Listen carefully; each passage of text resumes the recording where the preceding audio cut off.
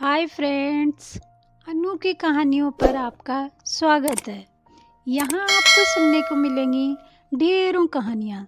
आज मैं आपको सुनाऊंगी एक अनोखी कहानी। आज मैं सुनाऊंगी आपको कुटिल सारस और चालाक केकड़े की कहानी। एक बूढ़ा सारस जंगल में एक बड़ी झील के पास रहता था। वह बहुत कमजोर हो गया था, इसलिए वह कोई भी मछली पकड़ने में असमर्थ था। एक दिन वह झील के किनारे बहुत जोर जोर से रोने लगा।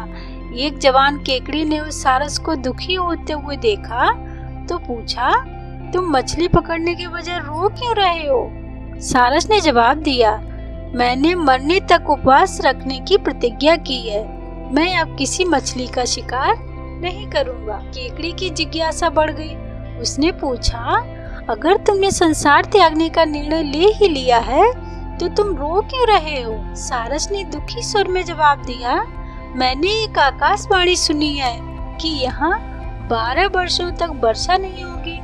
बिना वर्षा के यह झील सूख जाएगी और इसमें रहने वाली सभी मछलियाँ मर जाएंगी। यह सुनकर केकड़ा बहुत दुखी हुआ। वह फौरन अंदर गया और सभी मछलियों को ये समाचार सुनाया।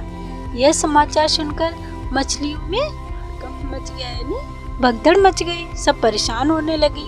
किसी को भी सारस पर संदेह नहीं हुआ, क्योंकि उसने किसी भी मछली को पकड़ने की कोशिश नहीं की थी।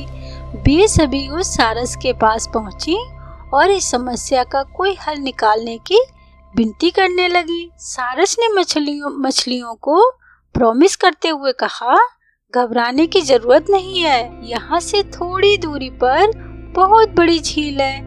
यदि 12 वर्ष तक वर्षा न हो तो भी उस झील का पानी नहीं सूखेगा और तुम लोग एक एक करके वहाँ पहुँच जाओ। सारस अपनी कुटिल योजना में सफल हो गया।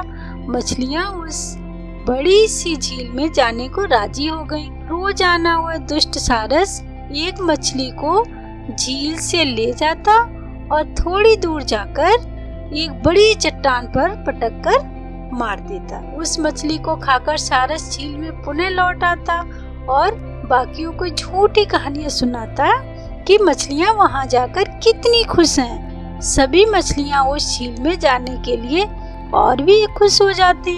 एक दिन केकड़ी ने सारस से शिकायत करते हुए कहा, तुम केवल मछलियों को ही उस नई झील में क्यों ले जाते हो? तुमने कभी मुझे यह खूबसूरत झील दिखाने की कोशिश नहीं की। सारस इस बात से खुश हो गया, क्योंकि वह मछलियां खा खा कर ऊब गया था। केकड़ा सारस की पीठ पर बैठ गया।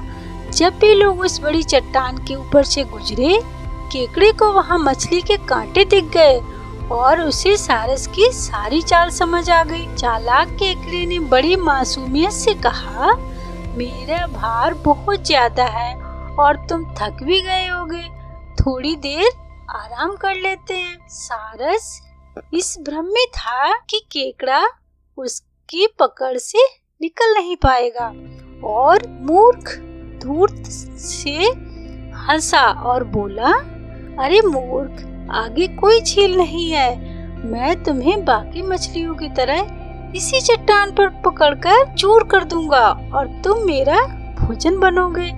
बहादुर और चालाक केकड़े ने लपक कर सारस की गर्दन पकड़ ली और तब तक दबाता रहा जब तक वह गिर नहीं गया। वह केकड़ा वापस अपनी झील पहुंचा।